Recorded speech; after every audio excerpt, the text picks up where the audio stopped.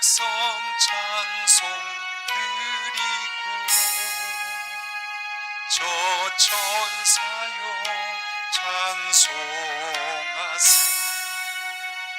찬송 성부 성자 성령. 네, 오늘 우리 읽은 이 본문 말씀을 가지고 영생을 얻는 알곡이 됩시다 라는 제목으로 함께 은혜를 나누려고 합니다. 하나님께서 이 세상에 우리 사람들에게 주실 수 있는 축복이, 가장 큰 축복이 뭘까?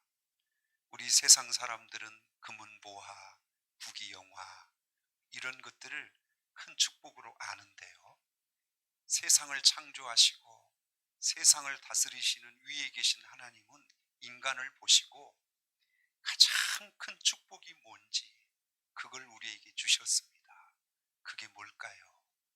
그게 구원입니다. 우리가 비교하며 옆에 계신 분 살아가는 거 비교해서 우리가 못 사는 것 같아서 낙심하고 상실하고 이러지만 이거는 다 지나갈 거거든요. 결국은 다 우리가 어디에 서시냐면 세상의 심판이 올 거고요, 인간의 종말은 다 올 거고요, 결국은 하나님 앞에 구원받아 영생, 영원히 사는 게 가장 큰 축복인 줄 믿습니다. 하나님이 우리에게 이미 이 복을 주셨거든요. 우리 가장 큰 복을 받았습니다. 믿으시면 아멘이시죠. 네, 제가 좀 소리를 좀 약하게 해도 이해하시고요, 요즘 목 상태가 좀 안 좋아서 그렇습니다. 제가 어렸을 적에 이렇게 많이 불렀던 찬양이 하나 있어요. 부럽지 않네, 세상 사람이 부럽지 않네. 한번 불러보겠습니다.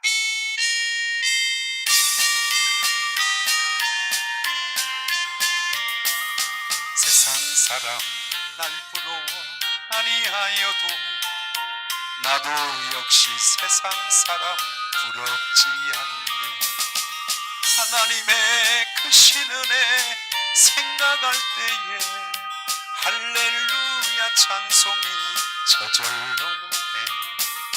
세상 사람 날 부러워 아니하여도 이 세상의 권세자들 날 부러워해. 성령 충만 받을 것을 생각할 때에 할렐루야 찬송이 저절로 나네. 세상 사람 날 부러워 아니하여도 나도 역시 부귀영화 부럽지 않네. 예수님의 신부 될 것 생각할 때에 할렐루야 찬송이 저절로 나네. 세상 사람 날 부러워 아니하여도 하늘나라 천군 천사 날 부러워해. 영원토록 누릴 영화 생각할 때에 할렐루야 찬송이 저절로 나네. 세상 사람이 그렇게 부럽지 않습니다. 영의 눈을 뜨고 보니 참 불쌍하죠. 아둥바둥 살잖아요. 무엇이 진리이고 구원의 길인지 잘 모르는 것 같아요. 그러나 우리는 하나님께서 이미 이 은혜와 이 복을 우리에게 주셨거든요. 조금 부족하고 좀 모자라는 게 있어도 이미 우리는 가장 큰 것을 가졌기 때문에 너무 세상 사람 비교하시면서 그렇게 위축되거나 부러워하지 마시고 여러분이 더 큰 자입니다. 더 큰 복을 받으신 거예요. 그래서 늘 감사하시고 이 믿음 잘 지키셔서 알곡되어서 주님 앞에 꼭 설 수 있기를 주의 이름으로 축복합니다. 저는 목회자로서 우리 넘치는 교회를 담임하며 많은 성도가 교회를 함께 섬기면 좋겠다 하는 꿈은 늘 있어요. 그러나 언제부턴가 그것보다는 하나님께서 내게 주신 성도들이 단 한 사람도 실족하지 않고 지옥 안 가고 다 천국에서 만날 수 있으면 좋겠다. 이게 이제 제 목회의 소망이 되었어요. 여기 우리 넘치는 교회 성도들이 수백 명 되는 건 아니잖아요. 그런데 여러분, 이 땅에서 잘 같이 신앙생활 하시다가 우리 세상을 떠나셔서 어디서 또 다 같이 만나셔야 될까요? 네, 그래서 사랑해야 되고요. 그래서 하나님께서 주신 은혜로 믿음의 길을 함께 가는 겁니다. 서로 다투고 시기하고 미워하고 그러면 안 됩니다. 또 봐야 될 거 아닙니까? 우리 신앙생활 믿음으로 잘 하셨다가 우리 천국에서도 함께 우리 기쁨으로 볼 수 있는 우리 성도들이 꼭 되시기를 바랍니다. 이게 옥수수라고 한번 가정하십시다. 옥수수가 두 종류가 있어요. 제가 말하는 종류는 품종을 얘기하는 게 아니에요. 옥수수 농사를 지었어요. 주인이 옥수수를 가마솥에 넣고 푹 삶아서 먹는 옥수수가 있어요. 이 옥수수는 푹 삶아서 먹으면 죽어요, 죽었어요, 죽은 옥수수예요, 산 옥수수예요. 근데 이 주인이 푹 삶아 먹는 옥수수도 있는데 이걸 처마 밑에다 이렇게 매달아놔. 자, 이 매달아 놓은 이 옥수수는 어떻게 하려고, 어디에 쓰려고 매달아 놓나요? 그렇습니다. 이 매달아 놓은 옥수수는 다음 해에 또 심죠. 그래서 그게 또 다시 싹이 나서 살죠. 그럼 푹 삶아 먹는 옥수수하고 처마 밑에 매달아 놓은 옥수수하고 무슨 차이가 있나요? 네, 한 옥수수는 죽는 거고 한 옥수수는 계속 사는 거예요. 여러분, 우리 인생을 한번 비교해 보면 우리 옥수수 같아요. 근데 이 세상이 한번 푹 삶아져서 죽고 끝나는 사람도 있어요. 그런데 하나님이 주인이 처마 밑에 옥수수를 걸어 놓았다, 이 말은 그 옥수수는 주인한테 선택을 받아 매달린 거예요. 거기 매달리지 않으면 어디로 들어갈 거예요? 솥으로 들어갈 거예요. 그럼 여러분은 솥에 들어갈 옥수수 아니면 매달린 옥수수? 누가 여러분을 매달아 놨어요? 뭐 하려고? 다시 살게 하시려고. 오늘 이 자리에 나와 있는 여러분은 하나님께서 가마솥에 넣지 않고 다시 살게 하시려고 선택하여 매달아 놓은 옥수수와 같습니다. 그러니까 여러분, 이건 옥수수 자신이 선택할 권리가 없어요. 누구에게 선택을 받아야 돼요? 오직 주인만이 선택할 수 있습니다. 그렇게 보면 우리도 솥에 들어가 삶아져서 죽을 수 있는 옥수수인데 누가 우리를 선택하셨어요? 주님이. 얼마나 감사해요. 오늘 본문은 세례 요한에 대한 내용인데요. 요단강에서 세례 요한이 세례를 베풀었잖아요. 이때 회개하라 외치며 세례를 베풀었더니 예루살렘과 유다에서 많은 사람이 세례를 받으려고 와요. 그리고 회개하고 세례를 받았어요. 그런데 한 무리들이 또 오는 거죠. 바리새인들, 사두개인들이 또 세례를 받으려고 요단강가로 왔는데 이게 문제예요. 세례 요한이 그들을 굉장히 비난합니다. 어떻게 비난했냐면 독사의 자식들아, 이렇게 비난했어요. 누군가가 여러분에게 당신은 뱀의 자식이야, 그러면 기분 좋아요, 안 좋아요? 안 좋죠. 아마 그 당시에 독사의 자식 이렇게 비난하고 야단을 친 모습을 보니까 정말 세례 요한의 눈에 봤을 때 정말 못되게 살았던 사람들이라고 여겨집니다. 참고로 이 사두개인들, 바리새인들 하나님 잘 믿어요, 안 믿어요? 하나님은 믿어요. 겉으로 보면 예배도 잘해요. 헌신도 잘해. 그런데 왜 세례 요한은 독사의 자식이라고 굉장히 그렇게 크게 야단을 했을까요? 그 뒤를 좀 읽어보시면, 자, 7절을 한번 보시죠. 본문. 자, 한번 띄워주세요. 본문 7절 읽어보죠. 시작. 요한이 많은 바리새인들과 사두개인들이 세례 베푸는데 오는 것을 보고 이르되 독사의 자식들아, 누가 너희를 가르쳐 임박한 진노를 피하라 하더냐. 그 다음 절 볼까요? 그러므로 회개에 합당한 뭘 맺으래요? 왜 독사의 자식들이라고 야단을 하게 됐냐면 무슨 열매가 없다는 거예요. 회개의 열매가 없었다는 거예요. 그 구절도 한번 볼까요? 속으로 아브라함이 우리 조상이라고 생각하지 마라. 너 스스로 속는 거다. 내가 아브라함의 조상이 후손이니까 무조건 천국 간다 이 얘기예요. 이 얘기는 우리에게 비교해 보면 우리 교회 나왔으니까 무조건 천국 간다 맞아요? 틀려요? 안 맞아요. 아브라함의 후손이면 무조건 천국 가요? 안 맞아요. 그런데 이 바리새인들은 무슨 착각을 하고 있냐면 아브라함의 후손이니까 무조건 어디 간다고 생각해요. 그게 우리가 교회만 다니면 무조건 천국 간다는 생각과 같아요. 그랬더니 그 뒤에 읽어보면 조상이라고 생각하지 말라. 내가 너에게 이르노니 하나님이 능히 이 돌들로도 아브라함의 자손이 되게 할 수, 너희 없어도 길거리에 굴러다니는 돌로도 내가 아브라함의 자손을 만들 수 있다. 착각하지 말라는 거죠. 10절 볼까요? 10절.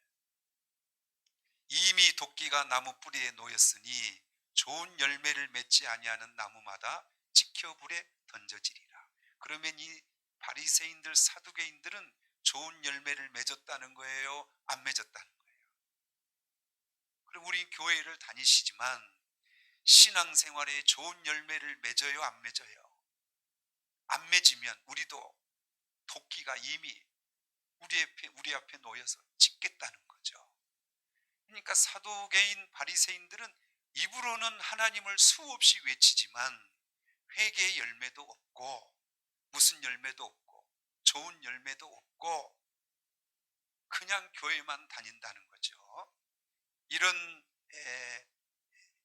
열매 없는 나무는 불에 찍혀서 어디다 던진대요.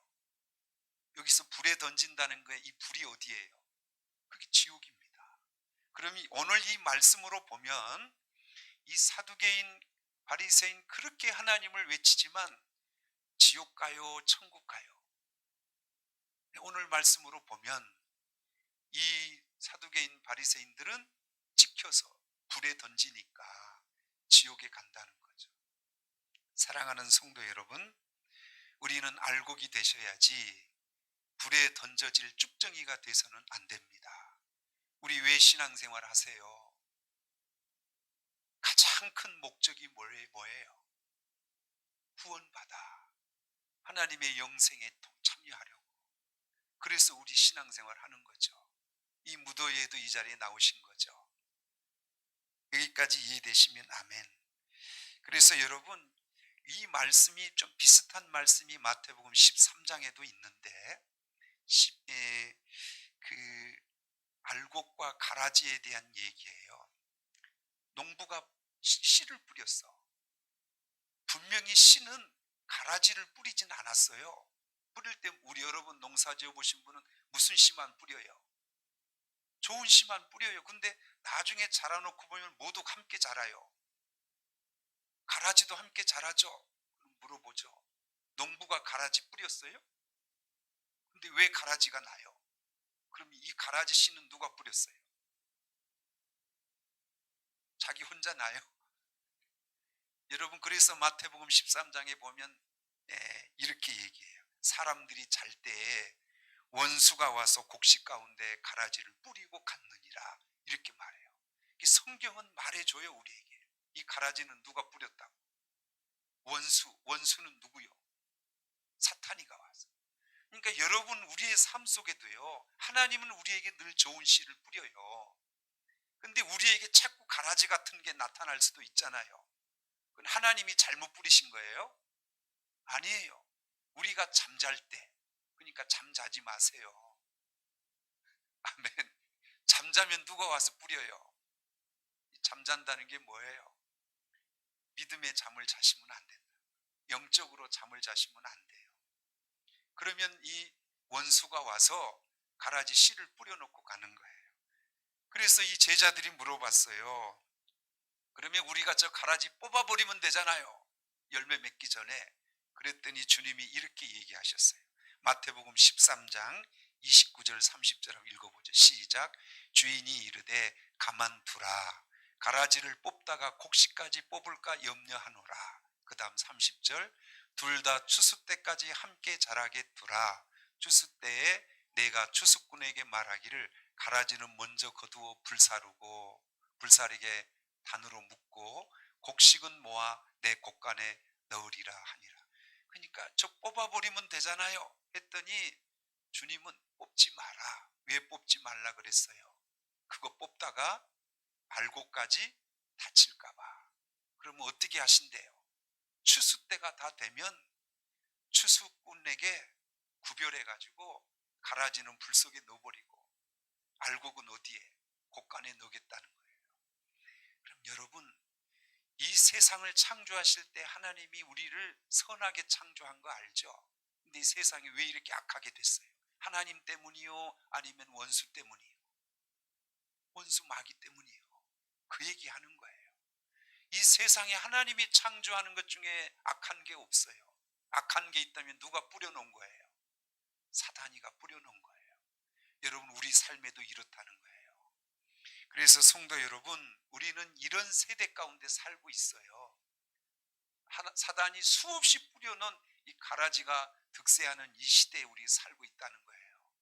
이런 시대에 저와 여러분이 영생, 구원을 꼭 받아야, 그리고 이 믿음을 꼭 지켜야 할 의무가 우리에게 있다고 믿습니다. 자, 다시 옥수수 얘기로 돌아가 볼게요. 옥수수는 자기 임의로 솥에 들어가든 처마 밑에 매달린 자기 임의로는 못한다 그랬죠. 누가 선택해 줘야 된다고? 주인이. 그래서 선택받은 이 옥수수는 오늘 우리에게 비유하면 우리 성도를 가리키는 거예요. 아멘이죠. 이 성도는 그럼 어떻게 살아야 돼요? 자, 매달아 놓은 이 옥수수는 어떤 용도로 쓰려고 하는 그 용도, 이 목적이 확실하죠. 이건 삶아 먹어요? 아니면 잘 보관해 놨다가 씨를 뿌릴 거예요? 이거 삶아 먹으면 돼, 안 돼요? 배고프면 슬쩍 갖다 삶아 먹어도 되죠? 안 돼요?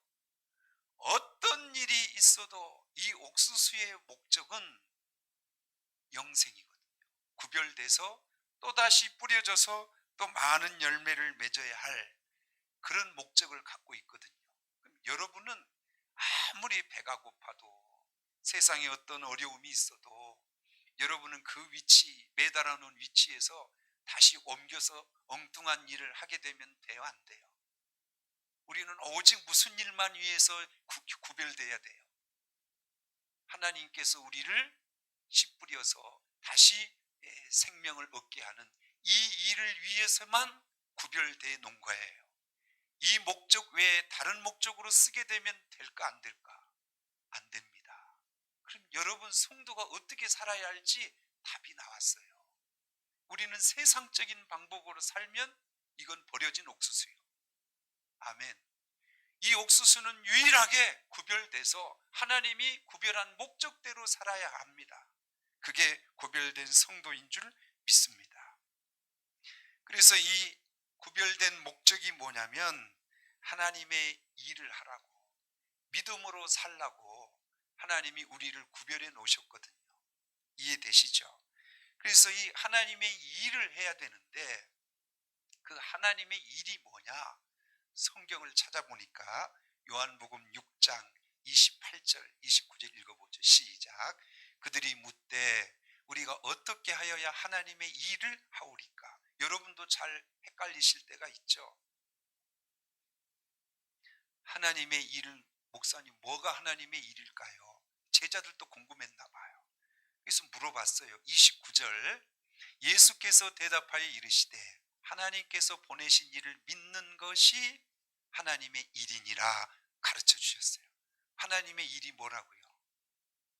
보내신 예수 그리스도를 믿고 따르는 거예요. 자, 우리는 그거 하라고 하나님이 처마 밑에 매달아 놓은 옥수수로 구별하신 거죠. 세상 일 하라고? 아니죠. 오직 구별에는 목적이 있는 거죠. 누구를 믿고? 예수 그리스도를 믿고 그분을 따라가라고. 그렇게 해서 구별해 놓은 옥수수죠. 그리고 우리의 삶은 어떻게 사는 거예요? 하나님 일하고 사는 거예요. 그게 예수 그리스도를 믿고 그분을 따라가는 거. 예수 그리스도를 가장 잘 믿는 게 뭘까? 그게 예배하는 거예요. 하나님을 예배하는 거예요. 예배하며 사는 것보다 더 확실한 믿음이 없어요. 믿음 중에 가장 큰 믿음이 뭐예요? 어떤 상황에도 하나님을 예배하는 거예요. 하나님을 공경하고 하나님을 섬기고 하나님을 예배하는 거. 그러니까 오늘 이 자리에 나오신 여러분은 믿음이 있어요, 없어요? 있는 거예요. 하나님이 선택하여 구별한 목적대로 지금 우리가 살아가고 있는 거죠. 사랑하는 성도 여러분, 우리는 세상적인 방법, 세상적인 방향으로 갈 수 없어요. 세상적으로 가는 방향은 솥에 들어가는 옥수수예요.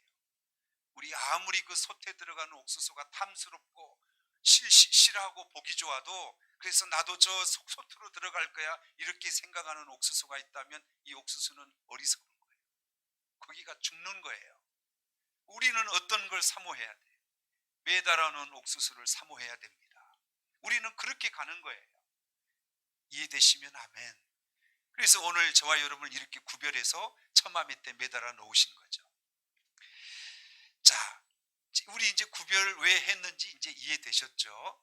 그 다음에 우리가 해야 할 일이 뭐냐면 회개의 열매를 맺어야 합니다. 아까 독사의 자식들이라 하면서 좋은 열매 못 맺은 거 하나, 그리고 회개의 열매를 안 맺은 거 하나. 그들은 입으로는 가장 하나님 외치고 신앙생활 잘했어요. 그런데 뭐가 없었다는 거예요? 회개의 열매, 좋은 열매가 없어서 불에 던져버리겠다는 거예요. 그럼 우리가 깨달아야 될 게 뭐냐면, 우리도 저렇게 독사의 자식이라고 야단 안 맞고 불 속에 안 들어가려면 우리에게 꼭 필요한 게 뭐예요? 회개에 합당한 열매, 그리고 좋은 열매, 이걸 꼭 맺어야 된다는 거죠. 이해되시죠? 자, 그러면 회개하라, 천국이 가까웠다. 세례 요한이 외쳤던 말이 이거예요. 예수님도 이 땅에 와서 가장 처음에 외쳤던 말씀이 뭐예요? 똑같아요. 회개하라, 뭐가 가까웠다. 그러니까 회개 안 하면 천국 간다, 못 간다. 그러니까 이 회개의 열매를 강조하는 거예요. 그리고 회개가 뭐예요? 회개가 원문으로 보니까 메타노이아 이렇게 돼 있는데 뜻은 이거예요. 가는 방향을 바꿔라, 돌아서라, 이거예요. 우리가 예수 믿기 전에는 어느 방향으로 갔을까요?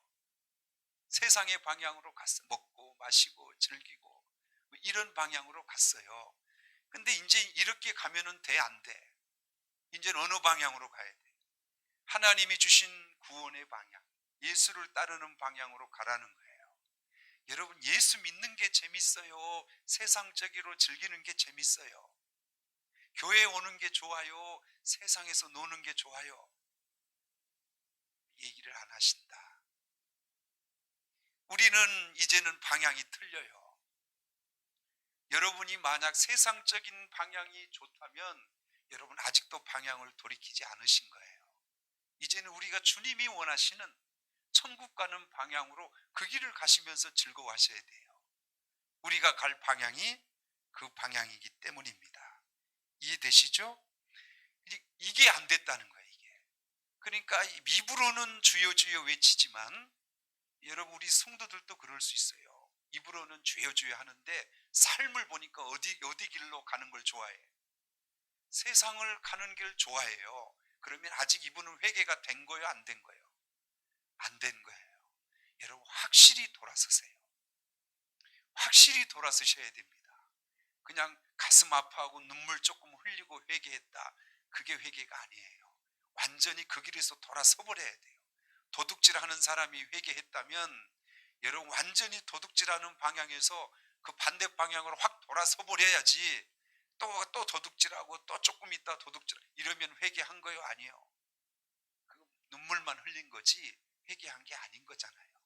우리도 똑같아요. 방향이 바뀌어지지 않으면 회개가 아닌 거예요. 이 회개에 합당한 열매를 맺어라. 이 열매는 이제 방향을 바꾼 사람이 무슨 열매를 맺어야 되냐면 세상의 열매를 맺으면 안 되고 이제는 무슨 열매를 맺어야 돼요? 믿음의 열매를 맺어야 돼요. 이 열매 우리가 맺을 수 있어요? 없어요? 여러분의 힘과 노력으로 이 회개 열매 맺을 수 있을까요? 없을까요? 열심히 노력하면 될까요? 못해요. 그래서 좋은 나무가 돼야 된다고 말씀하십니다. 왜냐하면 열매는 좋은 나무에서 뭐가 열려? 나쁜 나무에서 이 열매가 나는 그래도 좋은 열매 될 거야. 아무리 노력한들 이 나쁜 나무에서 좋은 열매가 맺힐 수 있어요, 없어요? 열매는 자기 힘으로 결정할 수 없어. 열매는 어디에 의해서 결정되는 거예요? 나무가 어떠냐에 따라 좋은 열매, 나쁜 열매가 결정되는 거예요. 그럼 여러분의 나무는 좋은 열매, 좋은 나무, 나쁜 나무. 여러분은 좋은 나무에 나쁜 나무예요. 여러분 그런 스스로 좋은 나무가 될 수 있을까요? 못해. 그래서 성경이 우리에게 이렇게 가르쳐줘요. 마태복음 7장 16절 19절 한번 읽어보고 조금 더 설명해 볼게요. 그들의 열매로 그들을 알지니 가시나무에서 포도를 또 엉겅퀴에서 무화과를 따겠느냐? 못 딴다는 거죠. 나무가 틀린 거죠. 17절 이와 같이 좋은 나무마다 아름다운 열매를 맺고 못된 나무가 나쁜 열매를 맺나니 18절 좋은 나무가 나쁜 열매를 맺을 수 없어요.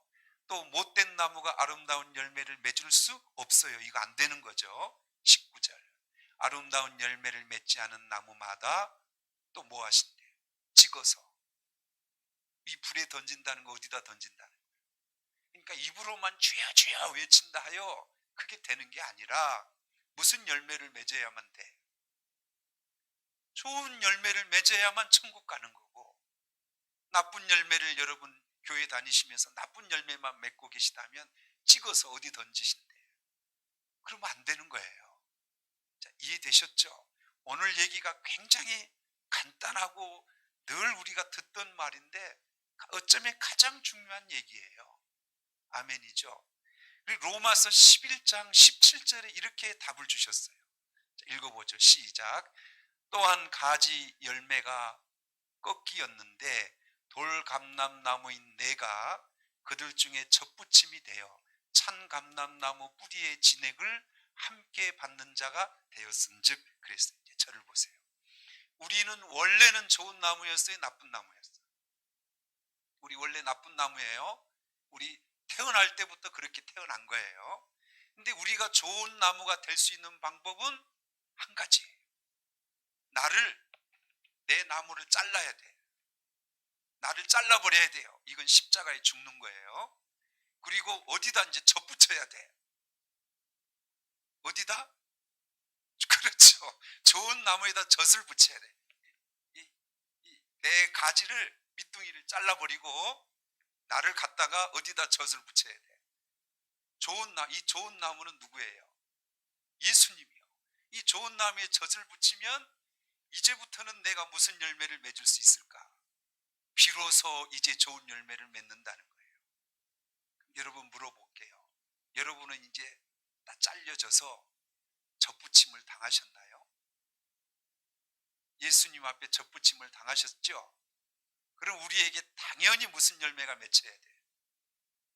만약 내가 예수 믿는다 하면서도 아직 내 삶의 열매가 나쁜 나무라면 여러분 뭘 생각해 봐야 돼요? 내가 예수님께 젖붙임을 당했나 안 당했나 이걸 점검하셔야 돼요. 예수님께 젖붙이는 건 제가 뭐라 그랬어요? 내가 죽어져야 돼. 잘려져야 돼요. 세상에서 잘려져야 돼요. 그리고 누구와 연합돼야 돼. 세례가 그게 세례예요. 세상에 나는 죽고 누구와 연합하는 거. 그게 세례예요. 세례는 다 받으셨잖아요. 그게 안 되면 세례가 아니에요. 그러니까 여기 계신 분들은 다 예수님과 함께 하나가 되셔야 돼요. 이해되시죠? 그래야만 뭘 맺을 수 있어요. 좋은 열매를 맺고 그런 사람이 어디 가는 거예요? 천국 가는 거예요. 여기까지 이해되시죠? 나쁜 나무였을 때는 내가 뿌리에서 영향을 받았잖아요. 나쁜 나무였을 때 내가 내 뿌리에서 어떤 영향을 받았어요? 영양분을. 나쁜 영양분을 받았어. 이제 내가 예수님 앞에 접붙임을 당했다면 내게 영양분을 공급하는 건 옛날 나무요, 이제는 예수님의 나무가 내게 영향을 주는 거예요. 예수님께서 나에게 주신 영양분은 무슨 영양분일까? 좋은 영양분. 말로 좋은 영양분 하면 잘 모르잖아요.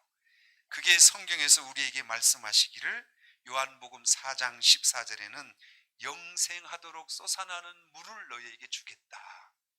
영생하도록 솟아나는 물을, 성령을 주겠다, 그 말이고, 성경 하나를 보면 요한복음 6장 51절에는 이런 영양분을 준다는 거예요. 읽어보시죠. 나는 하늘에서 내려온 살아있는 떡이니 사람이 이 떡을 먹으면 뭐 하죠? 그럼 이 떡을 안 먹으면 뭐 해? 영생해요, 못해요? 우리가 하나님이 주신 영양분이 뭐라는 거예요? 이 떡이라는 거예요. 이 떡을 먹어야 어떻게 되는 거예요? 영생의 삶을 사는 거예요. 이해되시죠? 내가 줄 떡은 세상의 생명을 위한 내 살이라. 그 세상의 생명을 위한 내 살이라 하시니라 그랬어요.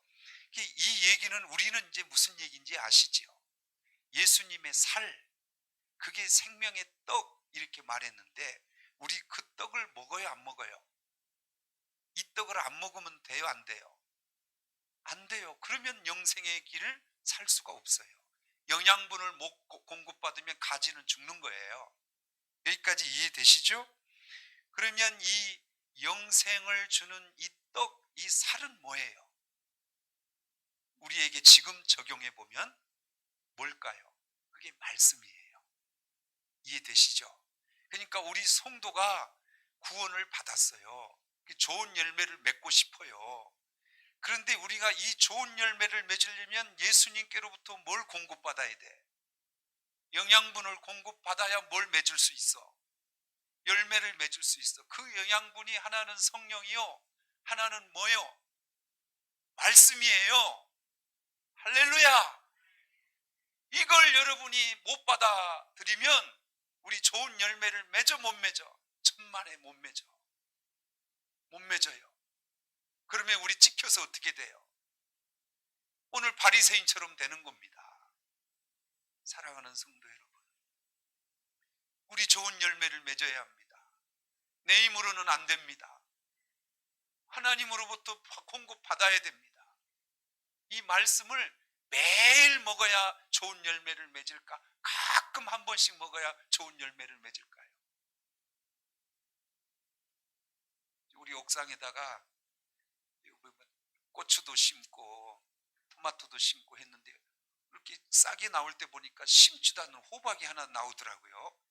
저는 안 심었어요. 그래서 호박이 하나 나오길래 그냥 뽑아보려 하다가 사모님이 놔둬봅시다 그래서 놔뒀는데 호박이 지금 엄청 뻗었어요. 엄청 뻗었어. 가지는 엄청 뻗어서 잎사귀는 많은데 제가 호박이 열렸나 하고 잎사귀를 뒤져봤더니 아니 그 엄청 뻗었는데 호박이 요만한 게 하나 있더라고. 그래서 아 이제 이게 크겠구나 하고 한 일주일 있다가 이제 이만큼 크면 딸라고 갔는데 요만큼만 이 호박이요 쭈글쭈글 해갖고 죽어버렸습니다. 제가 엄청 실망했어요. 제가 매일 아침마다 새벽 예배 끝나고 와서 물 줬거든요. 물 준 내가 너무 서운하고 너무 야속하더라고 이 호박나무가. 그래서 분명히 이렇게 탐스럽게 열렸는데 쭈글쭈글해서 떨어져 버렸어요. 그래서 제가 한번 생각해 봤어요. 여러분이 열렸던 호박이 왜 쭈글쭈글해서 왜 떨어져 버렸을까요? 원인이 뭐 병들었거나 아니면 영양을 공급을 했는데 안 받았거나 그거겠죠.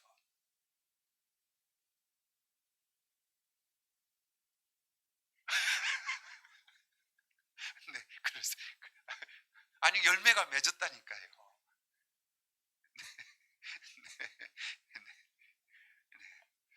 그래서 열매가 맺어도 뭘 공급을 못 받으면, 영양을 공급 못 받으면 떨어져 버리는구나. 구원을 받았어도, 내가 예수를 믿었어도 계속 뭘 못 받으면, 주님의 말씀의 은혜를 못 받으면 우리도 시들시들해서 쭈글쭈글돼 떨어지겠구나. 제가 이 코로나 시대에 걱정되는 게 그거예요.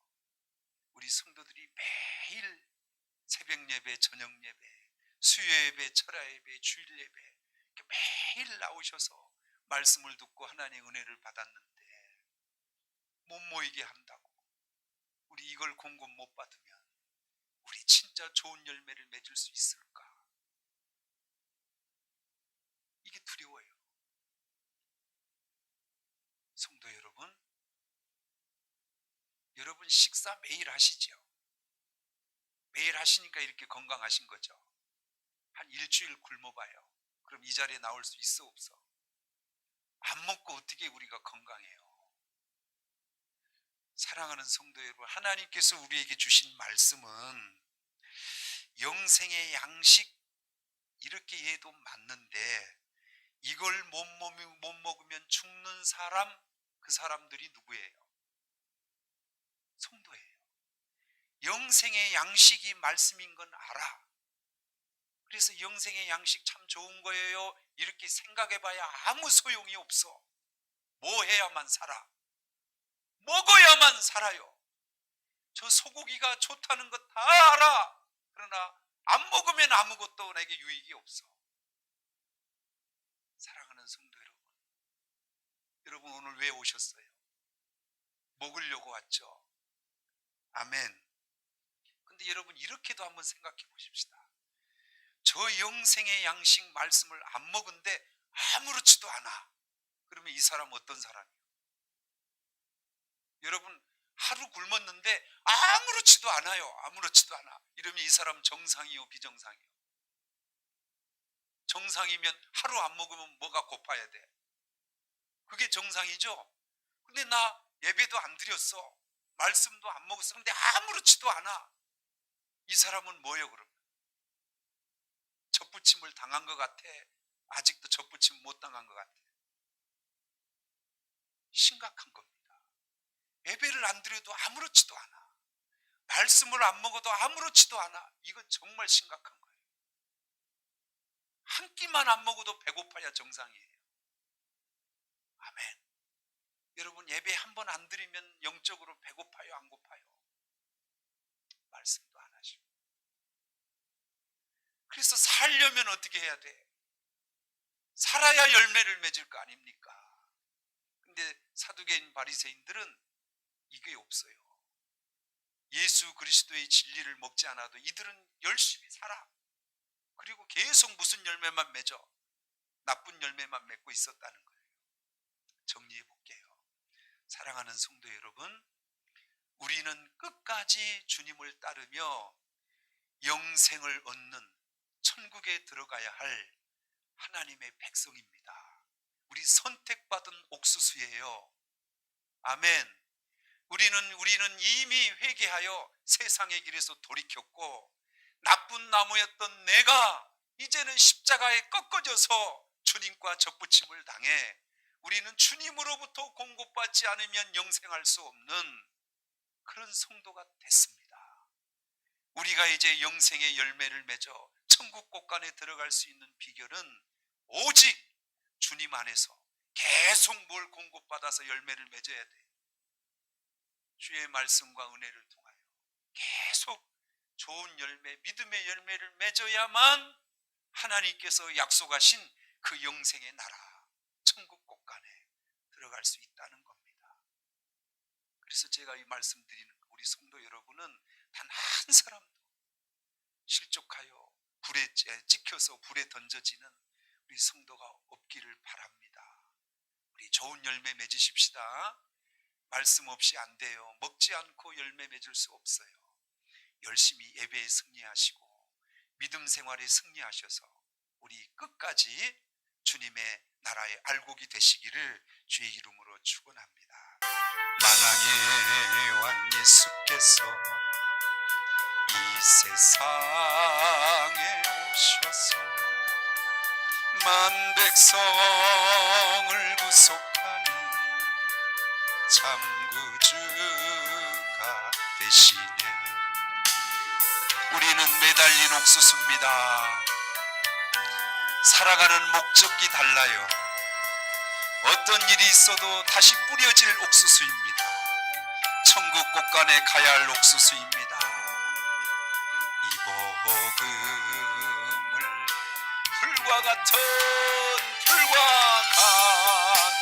성령이여 내 마음에 항상 계셔 천국 가는 그날까지 좋은 열매 맺게 하옵소서.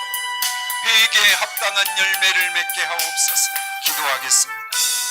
사랑하는 성도 여러분, 어떻게 받은 구원인데 이 구원 뺏기지 마십시오. 회개의 열매를 맺지 못하면 안 됩니다. 좋은 열매를 맺지 못하면 안 됩니다. 그 나무를 찍어버린답니다. 불 속에 집어넣는답니다. 사두개인들, 바리새인들은 찍혀진 나무였어요. 오늘이 끝까지 영생의 나무, 알곡 성도가 되게 해달라고 오늘 주신 말씀 기억하시며 우리 크게 주님 부르시고 기도하겠습니다. 주여